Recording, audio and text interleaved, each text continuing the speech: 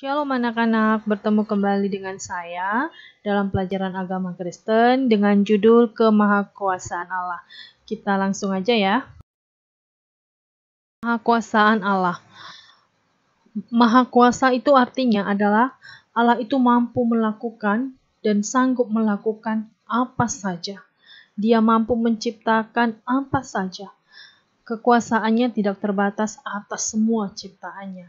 Jadi maksudnya Allah itu bisa melakukan banyak mujizat. Jika dia berkehendak, maka semuanya akan terjadi.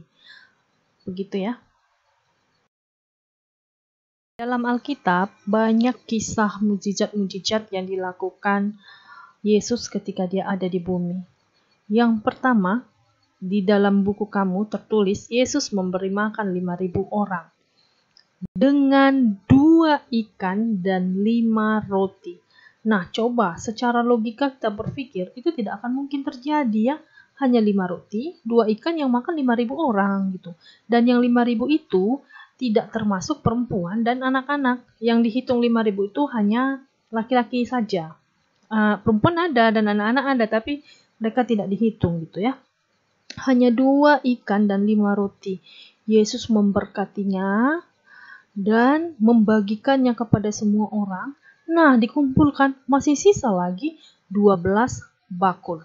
Sungguh luar biasa ya. Di situ di cerita ini terbukti Allah itu maha kuasa. Dia sanggup melakukan apa saja jika dia mau, jika dia berkehendak. Jika dia berfirman, maka semuanya akan terjadi. Bukti kemahakuasaan Allah yang kedua, buku kamu mengambil kisahnya dari Matius 14 ayat 22 sampai dengan 33, yaitu judulnya Yesus berjalan di atas air. Kisah lengkapnya nanti bisa kamu buka Alkitabmu dan baca. Nah, ceritanya setelah orang banyak itu tadi pulang, Yesus menyuruh murid-muridnya naik ke atas perahu. Dan Yesus pergi berdoa ke atas bukit. Ketika Yesus berdoa, angin kencang itu datang dan membawa perahu mereka agak jauh dari darat. Ketika Yesus selesai berdoa, Yesus datang menghampiri mereka dan ingin masuk ke dalam perahu dengan berjalan di atas air. Nah, murid-muridnya ada yang melihat, lalu muridnya teriak, "Hantu!" Nah, Yesus berkata, "Jangan takut, aku ini gurumu." Lalu Petrus berkata, "Jika engkau memang guru kami, suruhlah aku datang menghampirimu." Nah, kata Yesus, "Datanglah." Maka Petrus datang dan berdiri di atas air. Nah, ketika angin kencang datang, Petrus mulai khawatir, mulai takut. Ketika dia takut, maka dia pun tenggelam. Nah, kisah ini mengingatkan kita bahwa Allah itu memang benar, sungguh luar biasa. Dia sanggup melakukan apa saja. Dia mampu melakukan mujizat dan banyak lagi kisahnya. Kamu bisa baca Alkitabmu, menghidupkan orang yang sudah mati pun ada tertulis di dalam Alkitab. Nah, anak-anak ibu sekalian, mengapa Petrus tadi bisa berjalan di atas air? Karena Petrus punya iman dan percaya. Ketika kita percaya kepada Tuhan, kita juga bisa melakukan apa yang diinginkan hati kita. Misalnya doa kita itu kuasanya besar kalau kita punya iman. Tapi ketika kita ragu, kita khawatir, apa iya ya? Masa iya sih? Nah, pada saat itu juga kita akan tenggelam.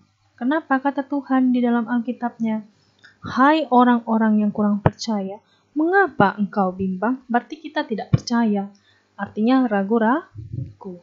Oke, anak-anak ibu sekalian, jadi marilah kamu percaya kepada Allah dan mintalah apa yang kamu inginkan hanya kepada Yesus. Ketiga, bukti kemahakuasaan Allah itu bisa kita lihat dari hasil ciptaan-ciptaan Allah itu sendiri. Alkitab menceritakan bahwa segala isi bumi ini dan segala yang ada di langit dan bumi ini sendiri semuanya adalah ciptaan Tuhan. Nah, di Alkitab menceritakan, "Jadilah kau terang," maka terang itu jadi. Tuhan hanya cukup berfirman. Jadi apa yang difirmankan Tuhan pastilah terjadi. Nah, ini adalah urutan ciptaan Tuhan mulai dari hari pertama sampai hari ke-6. Tentunya anak-anak ibu semuanya harus hafal ya. Harus hafal urutan-urutan penciptaan. Nah, ada cara hafalnya lebih gampang, yaitu dengan cara bernyanyi. Ibu ajari ya. Hari pertama terang dan gelap, hari kedua cakrawala, hari ketiga daratan lautan serta pepohonan. Hari keempat matahari bulan bintang, hari kelima burung dan ikan, hari keenam binatang daratan serta manusia. Nah, nanti kamu pelajari lagunya, jadi nggak akan pernah salah lagi. Kalau lupa, tinggal nyanyikan aja dalam hati. Oke ya anak-anak ya. Nah, itu tadi sedikit penjelasan dari Ibu. Semoga kamu bisa paham dan mengerti dan diingat ya nak ya. Nah, selanjutnya tugas kamu itu kamu kerjakan, buka buku kamu halaman 6 yang ada tabel itu bagian 2 itu dikerjakan, dan soal latihan bagian 1 halaman 7 itu yang dikerjakan ya nak ya. Oke, terima kasih anak-anak Ibu. Selamat belajar. Shalom.